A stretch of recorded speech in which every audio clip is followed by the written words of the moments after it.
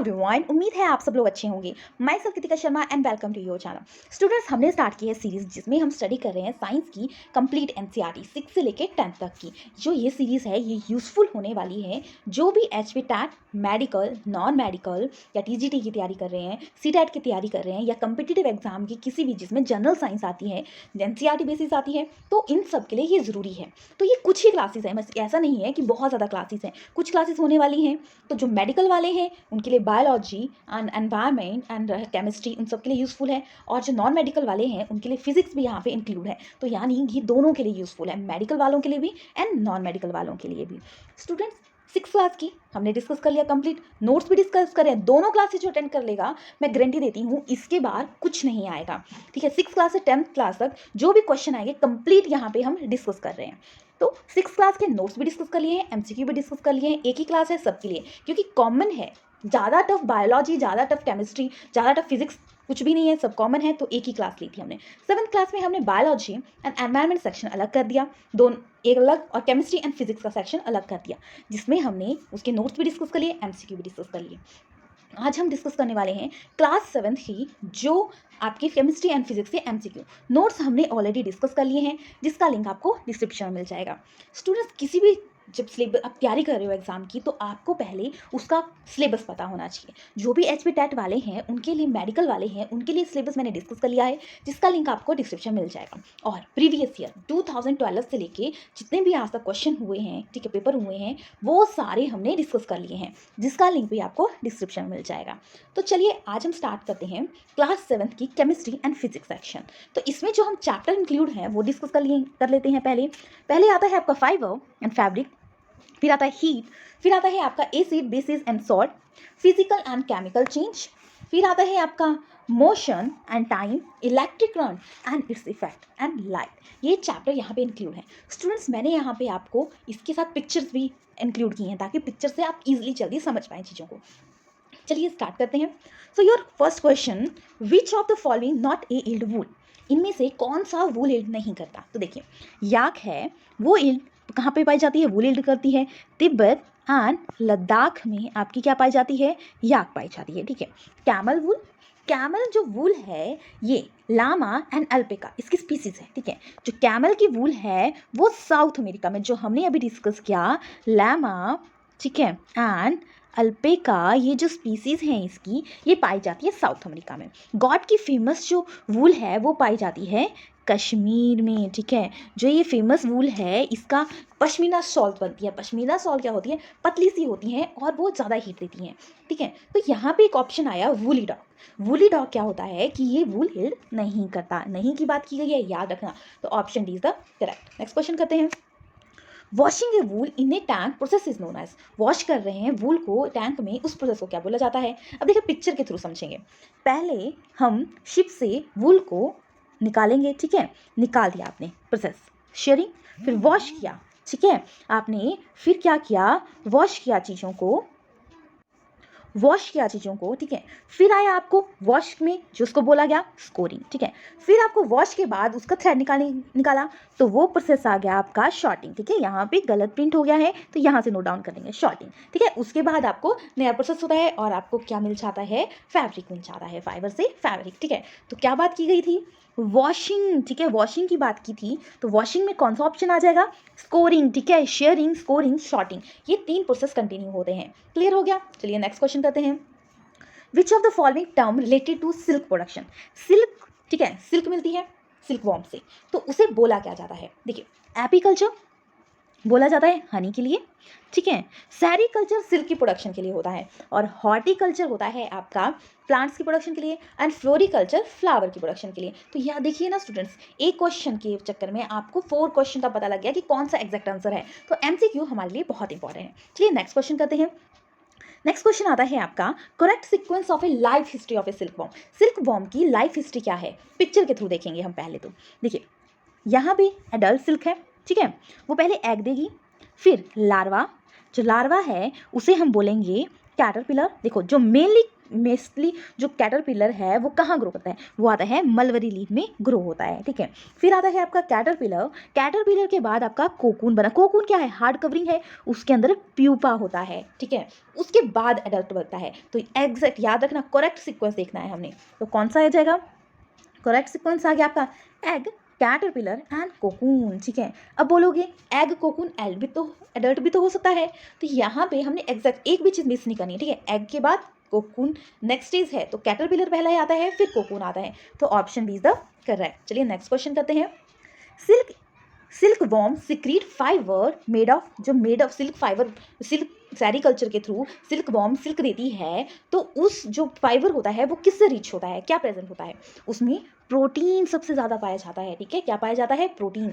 Student याद रखना, जो भी पॉइंट मैं यहाँ पे बोल रही हूँ ये बहुत इंपॉर्टेंट पॉइंट है, ठीक है। चलिए नेक्स्ट क्वेश्चन करते हैं। Reeling of a silk is, ठीक है, रीलिंग ऑफ ए सिल्क क्या है, इसमें क्या किया जाता है, जैसे कि प्रोडक्शन की जाती है सिल्क की, और उससे आप क्या बनाते हो, थ्रेड बनाते हो, तो देखते हैं कौन सा ऑप्शन आ जाएगा। Process of a making silk reel, no. Spinning of a silk fibre, no. Weaving of a silk cloth, no. इसमें आ जाएगा process of a taking silk thread from a cocoon, तो option D is the correct. Next question करते हैं। Next question आता है आपका, which disease cause in a wool industry, कौन सी डिसीज वूल इंडस्ट्री में कॉज होती है, यहाँ पे वूल इंडस्ट्री में कॉज होती है एंथ्रेक्स, ये बैक्टीरिया वाली डिसीज है, ठीक है। यहाँ पे ट्यूबरक्लोसिस, ये भी बैक्टीरिया वाली डिसीज है, पोलियो वायरस, हेपेटाइटिस वायरस, ठीक है। एंथ्रेक्स है, वूल इंडस्ट्री में कॉज होती है, तो इसको एक और नाम से बोला जाता है, इसको बोला जाता है आपका शॉर्टर डिसीज, कौन सा बोला जाएगा, शॉर्टर, ठीक है, डिसीज। अगर कई बार ऑप्शन एंथ्रेक्स नहीं होगा तो शॉर्टर डिसीज होगी, तो ये भी किसके थ्रू होती है, आपकी वूल में, ठीक है। नेक्स्ट क्वेश्चन करते हैं। Which type of A wool is common in Tibet and Ladakh, कौन सी होती है, अभी हमने डिस्कस किया, याक वूल फेमस होती है आपकी तिब्बत एंड लद्दाख में, ठीक है। देखिए नेक्स्ट ऑप्शन अंगोरा करते हैं, अंगोरा जो आती है आपकी जम्मू एंड कश्मीर, ठीक है। फिर पश्मीना वूल मिलती है आपको कश्मीर में, ठीक है, कहाँ मिलती है, कश्मीर में, ठीक है। पश्मीना शॉल बनती है ना, उससे हमने अभी डिस्कस किया था, ठीक है। नेक्स्ट क्वेश्चन करते हैं। नेक्स्ट क्वेश्चन आता है आपका, range of a clinical thermometer, clinical thermometer की रेंज क्या होती है, तो देखो थर्मोमीटर क्या होता है, टेम्परेचर मेजर करने के लिए, तो क्लिनिकल जिसमें ह्यूमन बॉडी का टेम्परेचर मेजर किया जाता है उसकी रेंज कितनी होती है, उसकी रेंज होती है 35 degree Celsius to 42 degree Celsius, ठीक है। अब इसका मतलब क्या है, रेंज क्यों दी है, रेंज इसलिए दी गई है, वैसे तो नॉर्मल टेम्परेचर 37 डिग्री सेल्सियस होता है, बट जैसे कि कई बार क्या होता है रेंज अप डाउन हो जाती है, तो इस रेंज से इस रेंज तक आएगा तो ये नॉर्मल टेम्परेचर होगा, ठीक है। क्लिनिकल थर्मोमीटर यूज़ किया जाता है आपका ह्यूमन बॉडी का टेम्परेचर मेजर करने के लिए, ठीक है। थर्मोमीटर भी अलग अलग टाइप के होते हैं।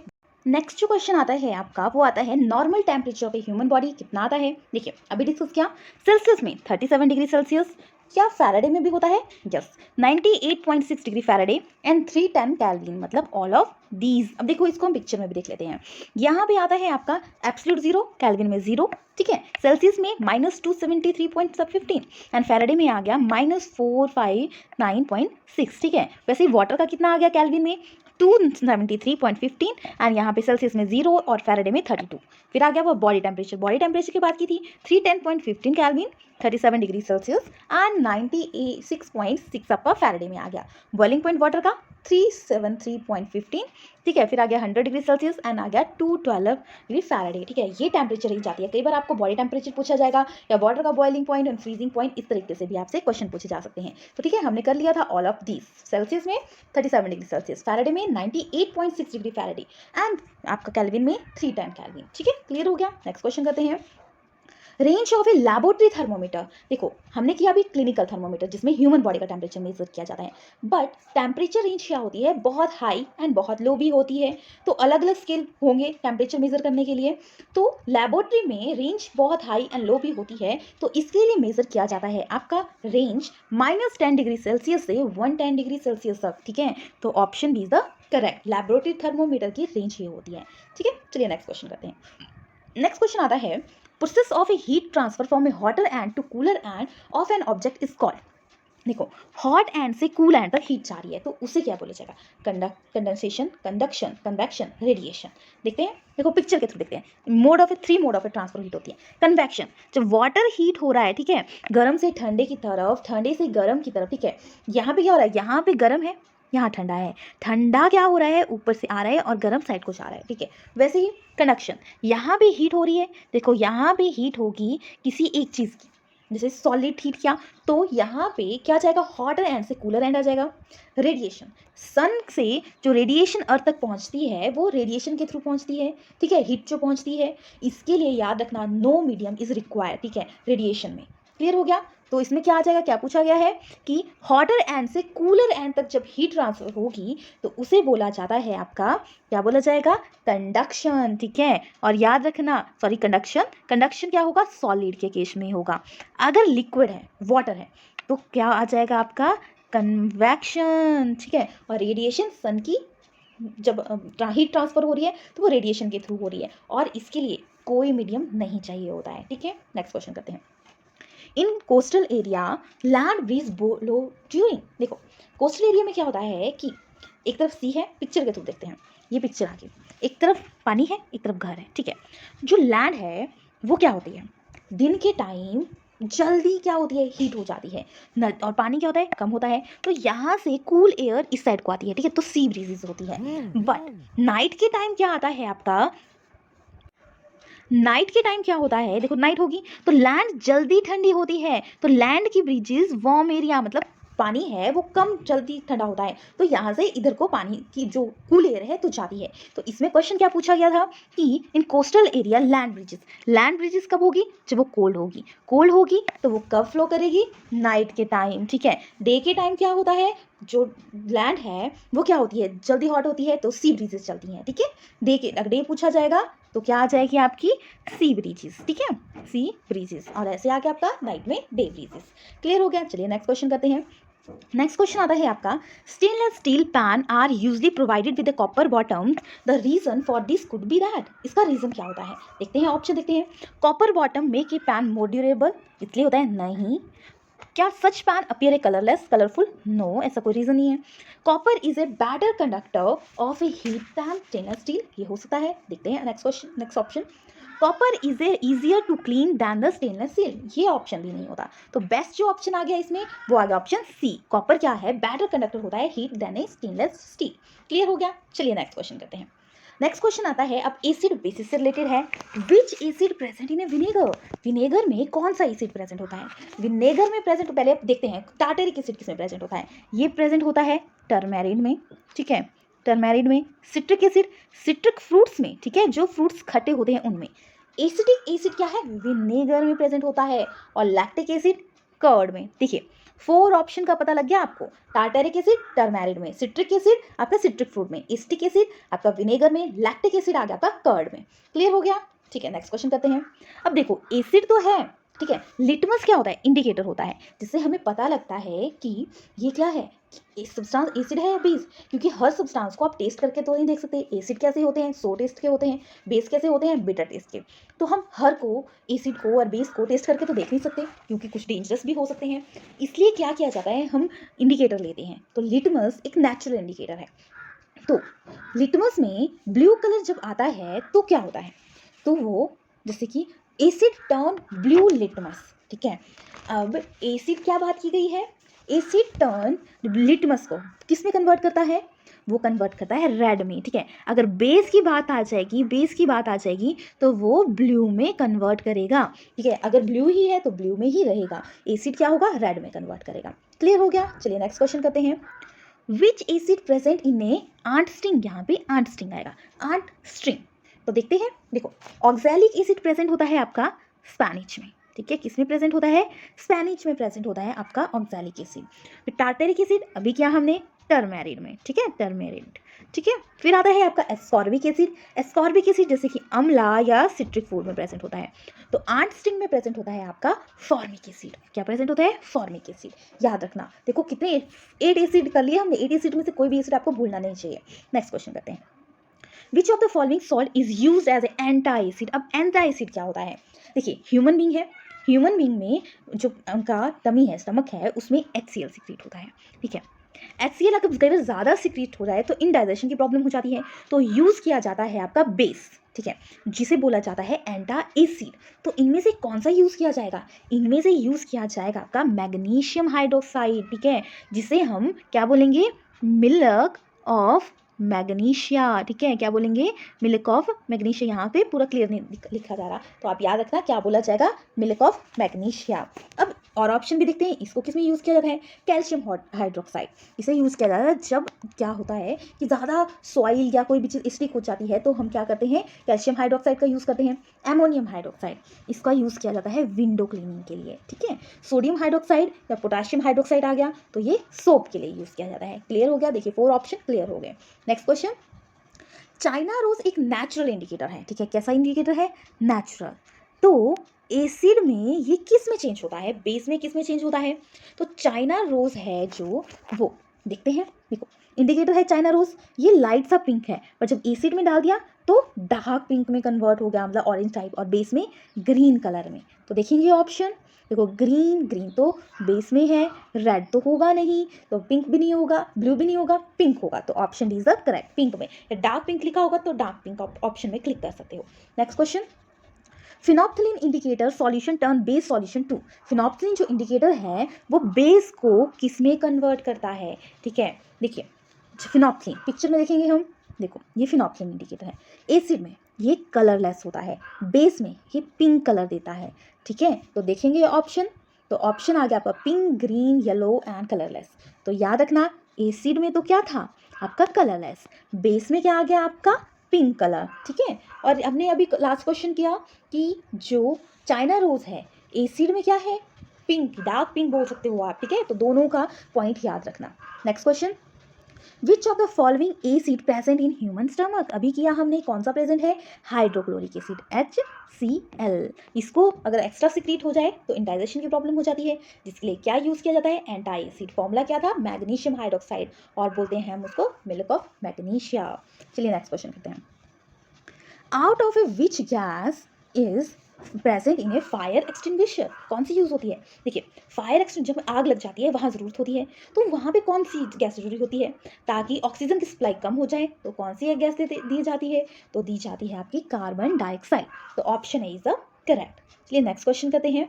नेक्स्ट क्वेश्चन आता है आपका, अगर when the soil is too basic the plant to do not grow, तो इंप्रूव की जाएगी उसकी क्वालिटी ग्रोथ के लिए, तो क्या चीज़ यूज़ की जाती है? क्यूकलाइन, स्लेकलाइन एंड ऑर्गेनिक मैटर, या कैलामाइन सॉल्यूशन? देखिए जब एसिडिक हो जाए तो क्यूकलाइन, स्लेकलाइन और ये आ गया कैल्शियम कैलामाइन सॉल्यूशन, ये सारे क्या है? बेस हैं। बट ऑर्गेनिक जो मैटर ऐड किया जाएगा, इसमें सारे टाइप के बेस आ गए, सब चीज़ें इसको रिमूव करने में हेल्प कर जाएंगी, तो इसमें ऑप्शन आ जाएगा आपका ऑर्गेनिक मैटर, ठीक है। क्लियर हो गया? चलिए नेक्स्ट क्वेश्चन करते हैं, which of the following is a chemical change? देखिए एक आता है आपका केमिकल चेंज, एक आता है आपका फिजिकल चेंज। केमिकल चेंज में क्या होता है? केमिकल चेंज में न्यू सब्सटेंस बनता है, और फिजिकल चेंज में उसका कलर, उसकी स्टेट ऐसा ही चेंज होता है। तो देखते हैं कौन सा ऑप्शन आ जाएगा। देखो cutting of A paper, new तो बना नहीं, तो ये क्या है? Physical change. बीटिंग ऑफ ए, अगर शेप चेंज हो रही है तो भी क्या है? Physical change. पर डाइजेशन, देखो फूड खा रहे हैं, पूरी शरीर में लग रहा है, तो डाइजेशन क्या है? एक chemical change, new substance form हो रहा है। आइज चेंजिंग टू वाटर, देखो तो ये क्या है? एक फिजिकल चेंज, क्योंकि ये फिजिकल उसकी स्टेट चेंज हो रही है, ना कि वो चेंज हो रहा है सिस्टम में, ठीक है। क्लियर हो गया? चलिए नेक्स्ट क्वेश्चन करते हैं, when carbon dioxide is pass through a lime water, ठीक है, यहाँ पे टाइम नहीं होगा, गलत लिख किया, लाइम वाटर। लाइम वाटर में जब पास की जाएगी आपकी क्या चीज़ की जाएगी? कार्बन डाइऑक्साइड, ठीक है। तो कौन सी गैस रिलीज होगी? तो देखिए इसको हम फॉर्मूले के थ्रू देखते हैं, कार्बन डाइऑक्साइड प्लस, अब लाइम वाटर क्या फॉर्मूला है? CaOH2, ठीक है। तो क्या बन जाएगा इससे? इससे निकल जाएगी आपकी, क्या बन गया आपका? कैल्शियम कार्बोनेट, ठीक है। मिल्की, और टर्न कैसा हो गया? मिल्की कलर का, मतलब प्रेसिपिटेशन होगी तो कैल्शियम कार्बोनेट बनेगा, साथ में क्या निकल जाएगा? इसका वाटर निकल जाएगा, ठीक है। तो क्या ऑप्शन आ गई? Calcium carbonate. नेक्स्ट क्वेश्चन करते हैं, chemical name of A baking soda. Baking soda का केमिकल नेम, फॉर्मूला क्या है, नेम क्या है? देखते हैं। बेकिंग सोडा का केमिकल नेम है सोडियम हाइड्रोकार्बोनेट। क्या नेम है? Sodium hydrocarbonate. तो अब देखो सोडियम हाइड्रोकार्बोनेट, तो कौन सा आएगा, देखो बेकिंग सोडा जब आएगा फॉर्मूला तो 10 वाटर मॉलिक्यूल आ जाएगा, मतलब सोडियम हाइड्रोकार्बोनेट साथ में 10 वाटर मॉलिक्यूल, तो ऑप्शन सी इज करेक्ट। अब ऑप्शन आप बोलो कि ये भी तो करेक्ट हो सकता है, ये इसलिए नहीं क्योंकि अगर ये आ गया तो ये ऐश है, सोडा ऐश बोला जाएगा, जब वाटर के साथ आ गया तो ये अपना रिएक्शन करेगा और भी बेकिंग सोडा की तरह रिएक्ट करेगा। क्लियर हो गया, चलिए नेक्स्ट क्वेश्चन करते हैं। Which is the method prevent rust, rust को कौन प्रिवेंट करता है, देखिए रस्ट कब लगती है, देखो आयरन है माना कोई, ये मॉइस्चर या आप बोल सकते हो बाहर रह रहा है, ठीक है, मतलब लोहे को अगर आप बाहर रख दो तो क्या हो रहा है, वो बाहर है, ठीक है, तो उसमें क्या होगा, परत लग जाती है ब्राउनिश कलर की और जो क्या करती है, खराब कर देती है, तो ये वो रस्ट होती है। अब रस्ट का फॉर्मूला क्या आता है, रस्ट का फॉर्मूला आता है Fe2O3। डायरेक्ट क्वेश्चन आता है रस्ट का फॉर्मूला बताओ, Fe2O3। तो उस प्रोसेस को कि ऐसा ना हो, ये चीज़ ना बने, तो क्या किया जाता है, तो किया जाता है गैल्वेनाइजेशन। इसमें क्या हो जाता है, जो आयरन है आपकी उसमें दूसरी लेयर चढ़ा दी जाती है, जिससे क्या होता है वो बच जाता है लगने से, ठीक है। क्रिस्टलाइजेशन, क्रिस्टलाइजेशन में क्या होता है, एक प्योर सब्सटेंस बनता है, ठीक है, प्योर सब्सटेंस बनता है, जिससे कि अब इस मेथड का मैक्सिमम यूज़ किया जाता है किसी भी सब्सटेंस को प्योर करने के लिए, ठीक है, और ये क्या है, एक फिजिकल प्रोसेस है, याद रखना। क्लियर हो गया, चलिए नेक्स्ट क्वेश्चन करते हैं। Blue vitriol is known as, अब ब्लू विट्रॉल क्या है, ब्लू विट्रॉल है, इसे हम एक और नाम से बोलते हैं, इसे बोला जाता है नीला, नीला क्या बोला जाएगा, नीला थोथा, क्या बोला जाएगा, थोथा। अब कोई बार ऐसे भी क्वेश्चन आ जाता है, ठीक है, तो वो आता है आपका कॉपर सल्फेट, फॉर्मूला क्या हो गया, CuSO4, ये फॉर्मूला आ गया आपका ब्लू विट्रॉल, क्या बोला जाएगा इसको, और नीला थोथा, और फॉर्मूला इसका कॉपर, क्या आ गया आपका कॉपर सल्फेट, ठीक है। नेक्स्ट क्वेश्चन करते हैं। नेक्स्ट क्वेश्चन आता है आपका फिजिक्स सेक्शन, ठीक है। विच of the following is a relationship is A correct, कौन सा रिलेशनशिप करेक्ट है, देखते हैं। स्पीड क्या है, distance into time, no. Speed क्या है, डिस्टेंस अपॉन टाइम, या स्पीड टाइम अपॉन डिस्टेंस, क्या ऑप्शन आ जाएगा आपके पास, तो स्पीड जो आती है वो आती है आपकी डिस्टेंस अपॉन टाइम, तो ऑप्शन कौन सी करेक्ट आ गई आपकी, ऑप्शन आ जाएगी करेक्ट बी। अब देखो ये तो आ गया, अब डिस्टेंस के यूनिट भी डिस्कस करते हैं। यूनिट, डिस्टेंस के यूनिट हो गए आपके पास मीटर और टाइम के हो गए एस, तो क्या यूनिट आ गए, मीटर पर सेकेंड। क्लियर हो गया, चलिए नेक्स्ट क्वेश्चन करते हैं।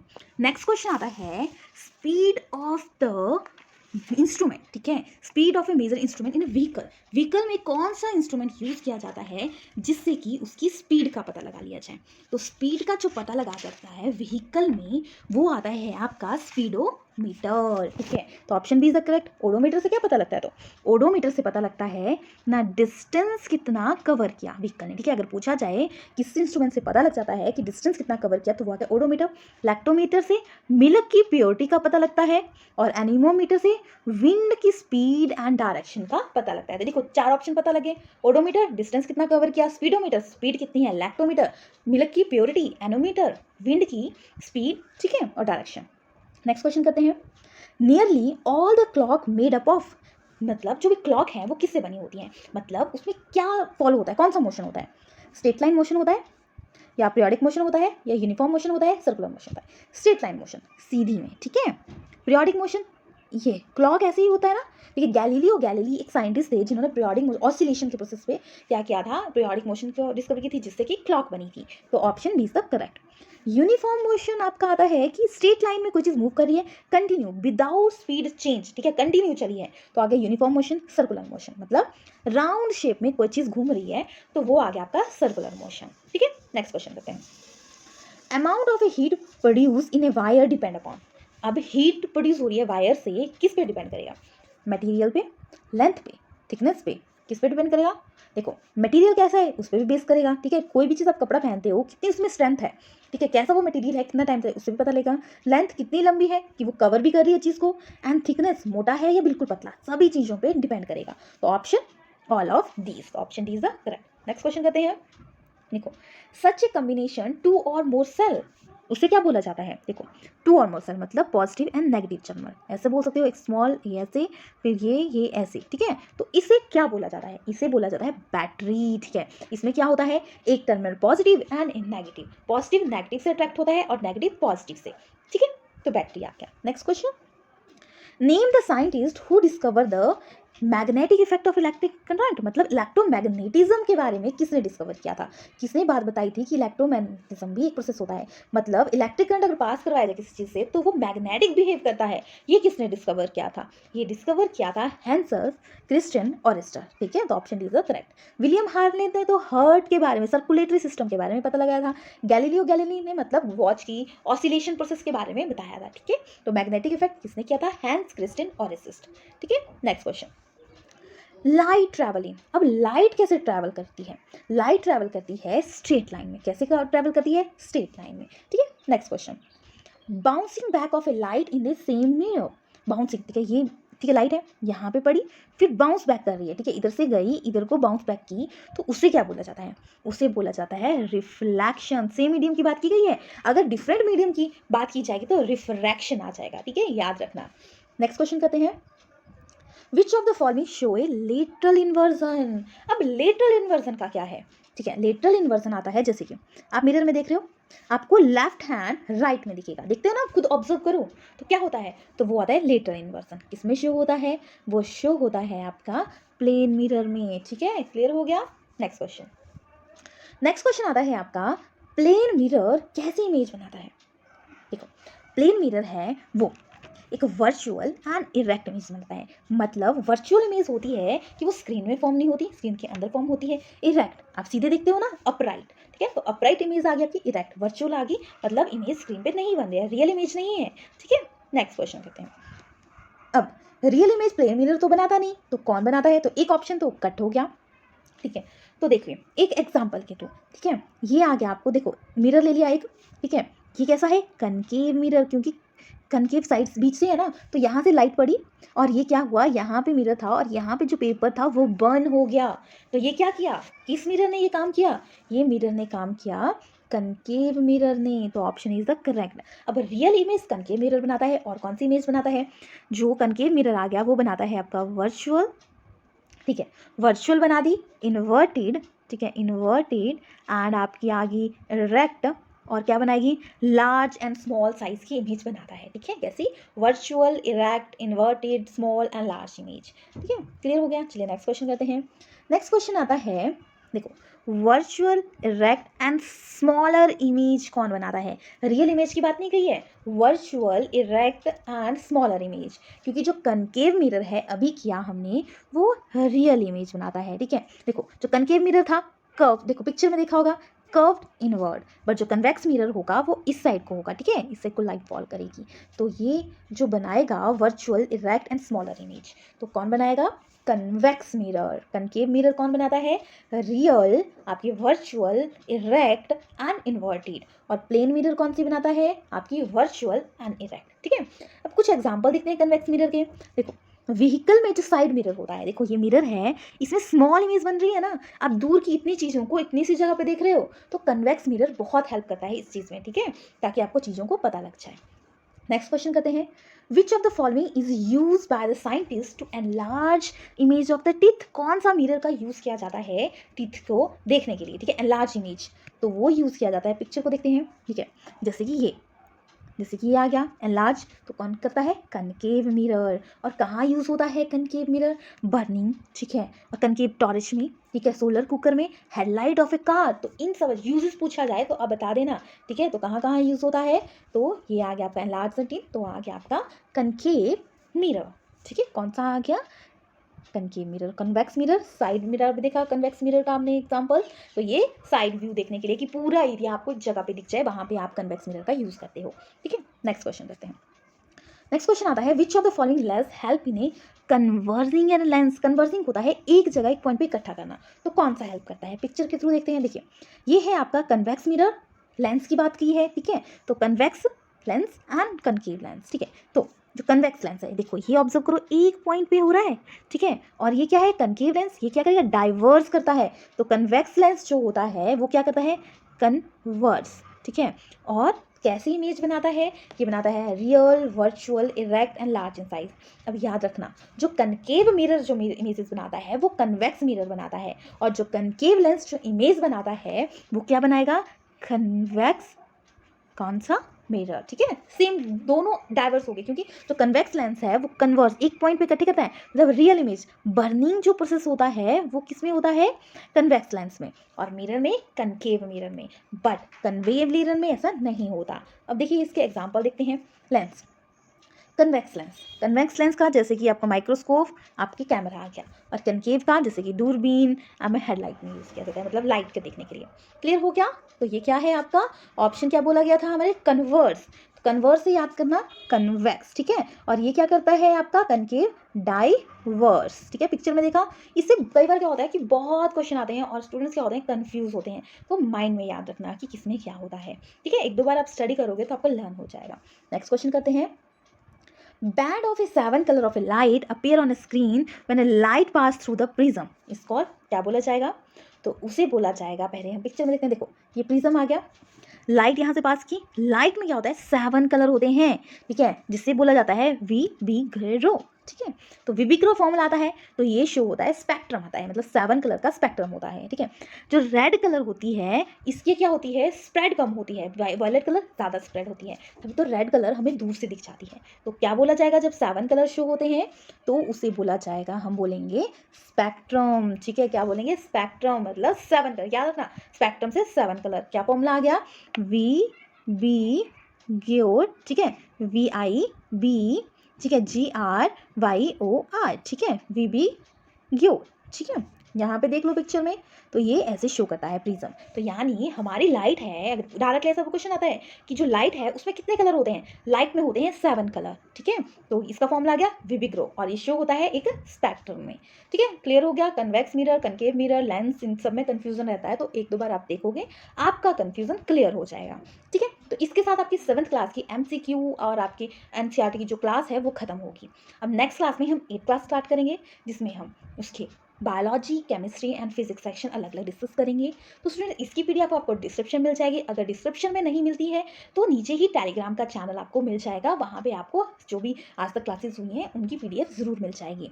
सो मिलते हैं नेक्स्ट क्लास में। अगर किसी को कोई डाउट है तो कमेंट बॉक्स में मुझे बता सकते हो, मैं आपके डाउट्स को क्लियर करूँगी। और अगर आपको कोई और ऐसा टॉपिक चाहिए, कुछ और मटेरियल चाहिए, तो आप मुझे बता सकते हो, मैं आपके लिए ज़रूर प्रोवाइड करवाऊँगी। और अगर आपको लगे कि आपके लिए यूज़फुल है, आपके दोस्तों में यूज़फुल आ सकती है, किसी के काम आ सकती है, तो आप उन सबके साथ शेयर ज़रूर कीजिएगा। मिलते हैं नेक्स्ट क्लास में, तब तक अपना ख्याल रखिएगा।